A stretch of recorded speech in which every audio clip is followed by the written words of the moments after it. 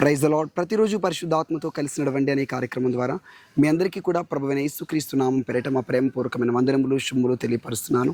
అందరూ కూడా బాగున్నారు కదా? మరి ఒక నూతనమైన ఆశీర్వాదకరమైన ఈ ఉదయాన అద్భుతమైన దేవుని వాగ్దానాన్ని పరిశుద్ధాత్మ దేవుడు మీకు అందించి ఈ దినమంతా కూడా క్షేమంగా ఆశీర్వాదంతో నడిపించని ఆశపడుతున్నాడు. ఈ రోజున ప్రభు మనకి ఇస్తున్నటువంటి వాగ్దానము తెస్సలోనికైలకు రాసినటువంటి మొదటి పత్రిక 5వ అధ్యాయము 15వ వచనం. ఎడతెగక ప్రార్థన చేయడి. Praise God. ఎడతెగకుండా ప్రార్థన చేయండి. కంటిన్యూస్గా మనం ప్రార్థన చేయాలి. ప్రార్థన ద్వారానే మనం ప్రతి దాన్ని కూడా జయించగలం. ప్రార్థన ద్వారా శత్రువును ఓడించగలం. మోషే అమాలేకులతో యుద్ధం చేయాల్సిన పరిస్థితి వచ్చినప్పుడు యెహోషువాని కింద పెట్టి మోషే కొండ శిఖరం మీదకి వెళ్ళి చేతులు పైకెత్తాడు.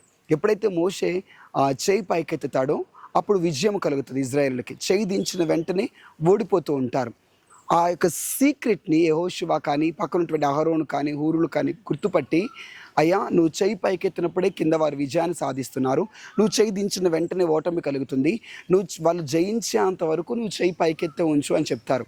అప్పుడు మోషే 2 చేతులు పైకెత్తి ఆకాశం వైపు చాచి ఉండగా కింద ఇజ్రాయేలుకి విజయం కలుగుతుంది. హల్లెలూయా. నువ్వు విజయం వచ్చేంత వరకు ప్రార్థన చేస్తూనే ఉండాలి. పురుషులు చేతులు పైకెత్తట ప్రార్థనకి సాదృశ్యం. అంటే ఈ యొక్క వచనం ఏం చెప్తుందంటే, మీరు ఎల్లప్పుడూ ప్రార్థిస్తే ఎల్లప్పుడూ విజయాన్ని పొందుతూ ఉంటారు. సాతాను ఓడిస్తూ ఉంటారు. ప్రతి సమస్యలపైన విజయం, ప్రతి పోరాటములపైన విజయం. ఆర్థిక సమస్యలతో నలిగిపోతున్నారా? అప్పుల భారంతో బాధపడుతున్నారా?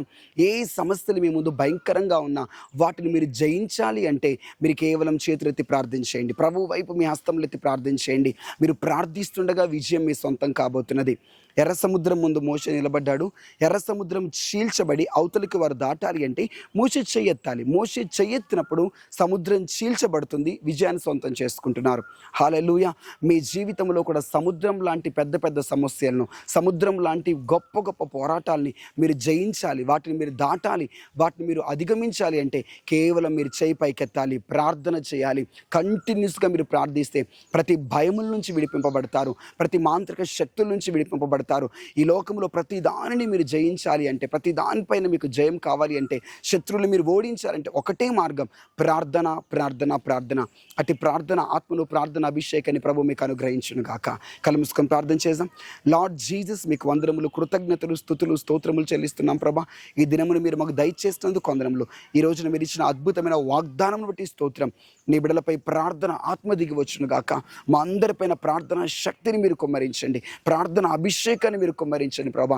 ఎంతమంది ప్రార్థనలో బలహీనులుగా ఉన్నారో, ప్రార్థనలో పడిపోయి ఉన్నారో, ప్రార్థించలేని స్థితిలో ఉన్నారో, యేసు క్రీస్తు నామములో ప్రార్థన అభిషేకం వారి జీవితాలపై దిగివచ్చును గాక.